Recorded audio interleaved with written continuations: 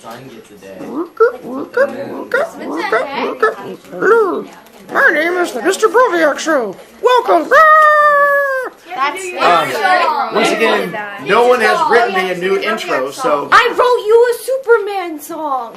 you have to give it to me once again. I don't know exactly. See, no one has written me a new intro, so Do you once want me to again, give it to you? blah I blah have blah. it. Me moving on now. It's too late. I've already done my magic finger. Whatever. And so we're looking at what is it today? Wednesday, the 20th of March. Your blue myth sheet is due in 2 days. So now, those of you who have your blue myth sheet, your iPad out, now you have to put it back away. I'm sorry. You just sort of have to be able to figure it out from there. We'll be going over some of it together, but beyond that, I'm just going to be on you. Camp Tecumseh, you can still order the shirts and the hoodies if you want. Spirit Week tomorrow is any random college thing that connects to a college-y thing. And then Charger Challenge invites went out today. You can start signing up after school. And with the Glow Party, once again, they only sell 200 tickets. That is an exact number. And they stopped selling at 200, not 201. And they are halfway through their tickets. My guess is they'll probably sell out by the end of Sea Lunch tomorrow. And then if you're wanting to do it, make sure you sign up. If not, then don't worry about it. They're going to fill your spot with other kids. And then tomorrow I get to start marking kids on the forehead because they're going to be awesome with my paint. And your story to read for tonight, the last official story is Arachne, about a girl who picks a fight with Athena, and nothing good comes from that. And then once again, it'll be on there. There's other stories below that. They're the ones that we didn't get a chance to get to. There were one about Theseus and one about Heracles, and they're just not stories we got to this year. Sadness. Theseus Commander? Alright, now on the blue sheet, there's a handful of questions you've not officially gotten to that I want to cover with you real quick to make sure they're in your brains. The first one, the god of sworn oaths, is a god we've talked about. I just don't think I officially talked about this part of her. But the god of sworn oaths, for those of you who have cheated and already looked it up, is... Hera. No. What? Styx. And Hey, I what didn't form look that does she eventually take? The river. And this goes back to the big fight between Zeus and Kronos. And with the fight, Styx was this big fighter who was really impressive, and she swore loyalty to Zeus. Like even me? though, yes, like Dakota. And the entire time she... Oh, the great fighter part. Now I made that into that. Yeah. Or I thought you just swore fealty to Zeus. No. I'm like, Hannah just really likes Zeus. And the whole thing, Kronos kept trying to get her to switch sides, and she never would. So at the end of it, he gave her the wish, and she became a river. And he also goes, because you never broke your promise of staying with me, I'm going to make you the god of sworn oaths. And the way he honored her was by saying, if anyone ever makes a promise and uses your name in the promise, it is an unbreakable oath. For a human, if you ever make a promise and use her name, you go, Mr. Brovicast, tomorrow I'm going to have my homework done. I'm like, whatever. You're like, I swear on the river Styx. I'm like, ooh, okay. And the next day you go, yeah, it's not done. Well, what happened was an unbreakable oath. It was thought either the gods would show up and kill you, or the person you made the oath to could legally kill you with no repercussions, because it was a legally binding thing. So if the next day you show up and go, yeah, I don't have my hope, yeah, like, legally binding, and your dreams come true. Now, if a god ever made a promise on that same thing, then they would randomly walk into a room while their father was videotaping. What is up, child? It's not looking at you, it's looking at me. Dang it. Yeah, it's Okay. looking for the important person. Oh my goodness gracious. Now I can hear the whole video. Did you just come in? It's so awkward, they can see us. I'm the only one that got an A+ on my Spanish project.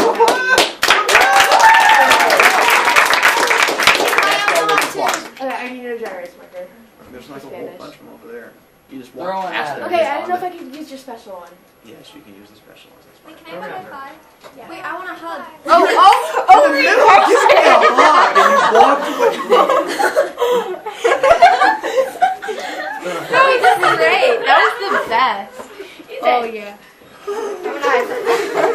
You won. What's this video become? Oh, I wish I had emotions. Away, or I swear on the river Styx, I'll throttle you. He related to the lesson. That's why. How does that make you feel? I think I want to strangle a child. If only there was one in particular I could shoot. Okay. My daughter. Everyone. So anyway, once again, if you were a god and you swore on the river Styx and you broke your promise, they couldn't kill you. They did the next best thing. you had to be turned into a human for 10 years. And you Oh, came that down to sucks. Earth, spent 10 years not having any nectar and ambrosia, not being healed if you got yourself hurt, not going to all the cool parties and stuff like that. So no one would break a promise on the river Styx. Whoa. Yes? If you were a god when you broke the promise and you were a human, then could you die? No, you weren't actual human, you had to live as a human.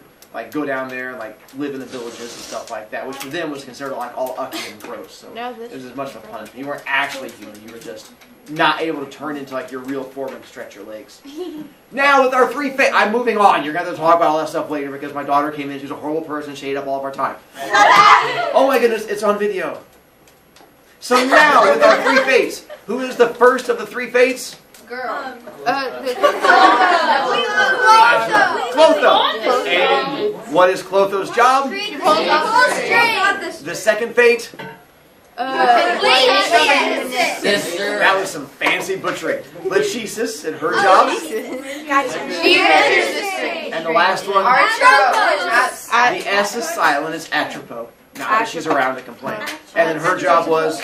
And then we do get words from them. Like Clotho, we get the word cloth. We also get the word clothing. Because what is cloth made out of?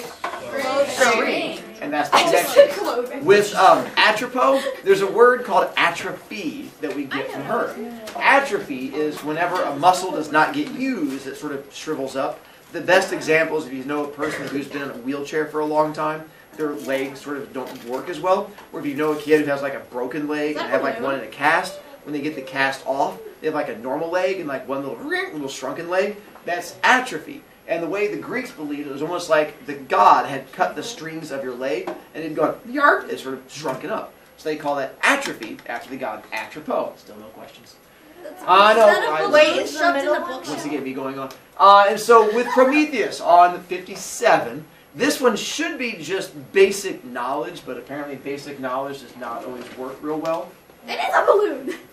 Now it's gone. So with this one, if Prometheus had stayed on Kronos' side during the big war, he would have been tortured. Because what happened to all of the gods who stayed on Kronos' side? They were defeated. Thrown into the pit of Tartarus. When he stays on Zeus' side, what happens to him? He Tortured becomes an anyway. Olympian. He gets tortured and chained to a mountain. So both of them lead to torture. So the question is, why go this one if it's technically worse torture and probably, I mean, you're both going torturing, but something good happens along that path. And the good thing is, he helps out humans. So basically, Prometheus is just trying to be a good person. He's like, I'm going to get tortured either way, so I might as well at least do something good along this journey and help out people. And then our last question, to help you out the whole part there, the world is not round. That's ridiculous. How is the world shaped? Flat. Like a dinner plate. So you have a giant dinner plate. Mine has toast on it because it's delicious, with giant toast crumbs. And then how is the sky shaped? A bowl. A giant bowl on top of all that. And then with our big thing of land, there's actually a body of water in the middle. Instead of you thinking it like a plate, there's more like a donut. If you were to rotate that plate up, where you have land, and in the middle of it is water. And you actually know what that body of water is called, because this is Spain, Italy, Greece, Turkey. The Mediterranean Sea. Yeah, the Mediterranean Sea. Wait, seriously? Yeah, so that body of water was the Mediterranean Sea. Oh, I forgot about that. In Greek mythology, there's a reason why they called it the Mediterranean Sea. Mediterranean has a meaning in Greek. Middle. terrain. Not bad. Medi and Terran. Medi meaning Middle or Middle. middle. Terran meaning Earth. earth or land. So technically it meant the water in the middle of all the land. Get the Because ring. to the Greeks, it was the water that was in the middle of this giant donut of land. Middle Earth a place in a movie? It's That's- from Lord of the Rings. That's why I said get the rings. I should probably change that to land, but I like leaving this Middle Earth just to taunt people. So that should be the last official question I've not Sam gone is the through that's best. not from like the stories and things like that. If there's any of them you still don't know, those of you who have figured it out, you can go on there and there's the answers that should help you with the ones that you're still not sure about. Hopefully that helps you from there. Real quick, we did cover Prometheus' torture with you. Doesn't There are- even- Yeah. I Parts checked of his out torture. like What happens with his torture? He is chained to a mountain. I have to type down. That's the third part of it. He got burned by the sun. Burning by the sun, and then And there the was last, this eagle that kept and then the carrying eagle his coming and eating. That's really mean. Zeus wants to leave him there until the end of Forever. time, forever. Or if he does one thing, Gives him the name of the mother. tell me who's going to overthrow me, or the mother of the person who's going to overthrow me. And of course, Prometheus never gives out that information, because as soon as he gives up a name, what would Zeus do? Kill him. There you go. With kindness. Right. Now, Definitely. we're going to tell a story about a kid by the name of Phaethon, our last official Whoa. fun story. Am I similar to Phaethon? Before I can get to Phaethon, I have to give you a quick review about how Apollo worked, because Apollo and Phaethon are connected in a roundabout way. In Greek mythology, the way the sun worked was they had multiple mountains, but there was one mountain that Apollo had his big castle, tower, house, hut on top of. And he would every day drive his chariot across the sky. Some stories said that he had a crown that had flames on it. Some stories said the actual chariot was on fire. Some said the horses were on fire. But however you look at it, somewhere there's fire there. And he would then drive his chariot from one mountain to the other mountain as he went across. As he did, there were monsters he had to avoid up in the sky. There was going to be a centaur and a bull and a scorpion and fish.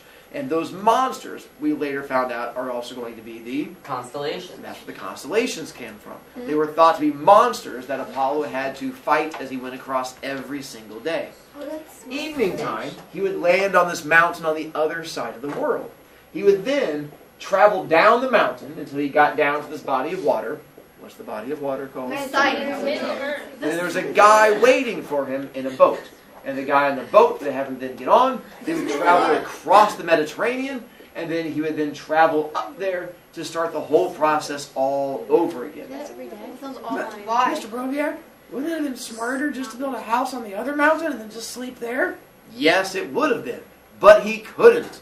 Why could he not do that? Because he was. sun doesn't go like Yeah, the sun only goes one direction. It doesn't go it doesn't go Monday, Tuesday, Wednesday, Thursday. So they had to have an explanation for why it's always going the same direction. So theirs was, well, obviously he takes a boat across and doesn't build a house over there. Now, why? They had no idea beyond that one. Now, the issue with this is it takes all day. It is literally a 24-hour job for this whole thing to go through, which does not give him a lot of time to go and mac on the ladies or play his guitar or write poetry.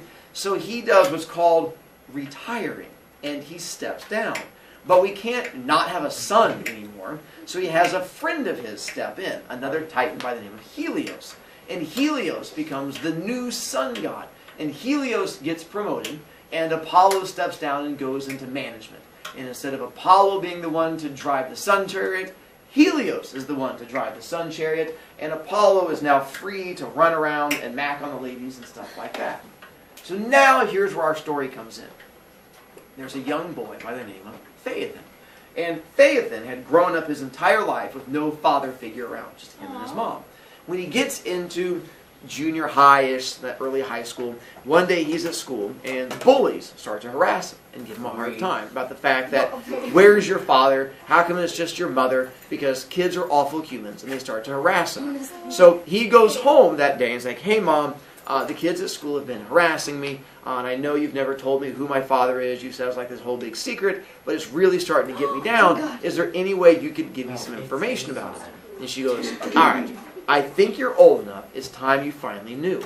So she brings him outside. She goes, hon, look up in the sky. And he does. She goes, that is your father. She goes, you are the son of the sun. Helios, before he got that job, was down on earth, and he and I met, and we fell in love. And because of that, you were born. But then he had to leave and got promoted to this new position, and he's been up there ever since. Every day he looks down and sees you, but he can't be here to raise you. So anytime you miss your father, look up there. And he's like, oh, that's great, Mom. So the next day, he goes into school armed with this new information.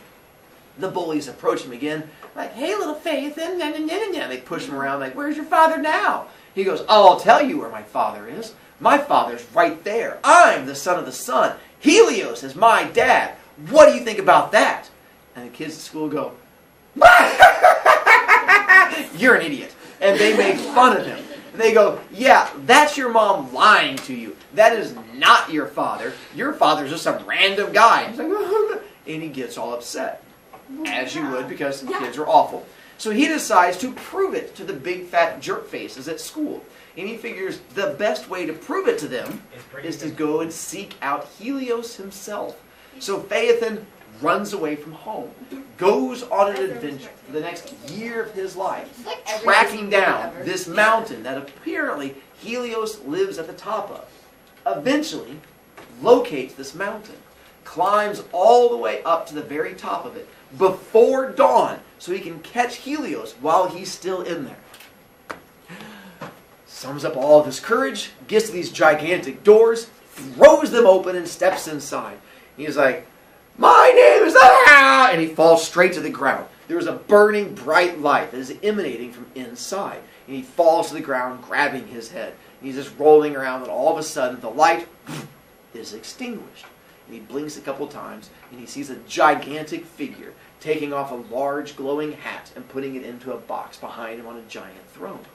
Phaethon stands up and goes, Blinky, Blinky, my name is Phaethon. My mother says that you are my father.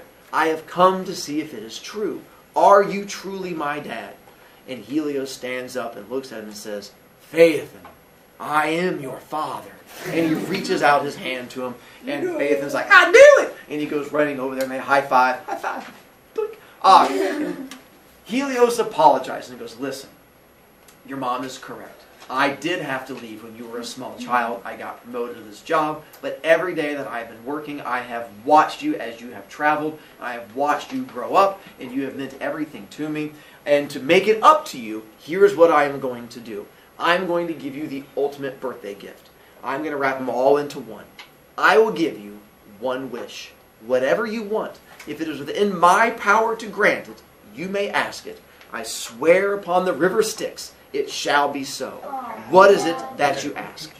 Phaethon already got the first part of his wish, which was finding out if Helios was his father. Now, the other part of his wish has to come true, which is stop bullying him. Get the kids to stop bullying him. And he figures the best way to do that is to prove it to them. And the best way to prove it to them is he now figured out his dad has the coolest job in the world. So he wants to prove to the boys that this man is his father. So what is he going to ask? To drive He wants to drive the sun chariot. And then he can drive around. It's like finding out your dad, like you've never seen in your entire life, has like a brand new shiny Ferrari. And he's like, what's the one thing you want? And you're like, to show it to the other kids and go in their face. And that's the same thing Phaethon wants. He goes, I want to drive the sun chariot across the sky for one day. And Helios goes, no. And Phaethon goes, what? And he goes, here's the problem. You're only half God and you're half human. And you're like, pacha, I'm all God. And pacha, if you look at the sun chariot, it's like, pacha, there's no way you could possibly drive it. You're simply not big enough. What's the next thing you want? Right along. And Phaethon goes, ooh, that's a good question. What I want is to drive the sun chariot. And he's like, he's like, you have to. And why does Helios have to? Because he swore on the river Styx. So he holds Helios to it. And Helios tries to talk him out of it, as a parent would do. He's like, you understand? There's monsters up there. And Phaethon's like, monsters? That's even cooler. He's like, and he's like, no. And it goes really fast. And Phaethon's like, it goes really fast. Like, this is not working. He's like, whatever he comes up with, nothing convinces Phaethon not to do it. So all of a sudden, his little countdown timer is going off. It's time to start the day. Helios gives in and goes, fine. Let's go ahead and let me do it. Teaches him how to drive. Like, you have to grab the reins, control the horses, never let them know that you're not in control, because they're going to take off because they're wild. He's like, blah, blah, blah, blah, blah. He's like, how do you start it? He's like, you snap the reins, and that's how you talk off. Phaethon's like, gotcha! And it takes off into the sky, because Phaethon, like any teenager, he's like, adult, blah, blah, blah, blah, blah, blah, blah, blah, go! And takes off into the sky. Loves it. Hair going back in the wind. He's pointing. He's like, I'm better than all you! And then all of a sudden, the first monster jumps out. Roar! And Phaethon goes, ee! Covers his eyes, lets go of the reins, and curls into a ball. The horses go away from the monsters and realize there's nothing controlling them. So they go as far away from the monsters as they can, which is straight down. At this time, he was flying over Africa. When they come straight down, they hit the ground. and start bouncing along the ground. Mine was pretty good at photoshopping on that one. That's the Ferrari on fire. And as it hits the ground in Africa, it changes the landscape. When it changes the landscape, it creates The savannah. Continental drift. the savannah's right there. Creates the Sahara Desert, and so it creates the Sahara Desert as it bounces along. Not only does it create the Sahara Desert, it burns the skin of all humans that are there. The closer you were to the impact site, the darker your skin is. The farther away, the lighter your skin was. And that's how they explained different races. Then, bounces back up into the air. Zeus, as soon as he sees the chariot going across the ground, burning everything, Zeus freaks out. Why does Zeus freak out? Because that's his land. Fire. The prophecy of everything burning from the fire. He's like, oh my God, everything's going to burn. The humans. And he freaks out and he decides to solve the problem in classic Zeus fashion. And how's Zeus going to solve it? Kill him. If you can't kill your problem, it's not a problem. So Zeus steps up and starts firing lightning bolts and hitting Phaethon where he is. Zappy, zappy, kapoof. And little bits of Phaethon go flying in different directions. Bits of the car go flying in different directions. It's also how they explained one of the first times they saw the solar eclipse and the sun disappearing. And they had to build a new one and start all over again. And that's our story of Phaethon.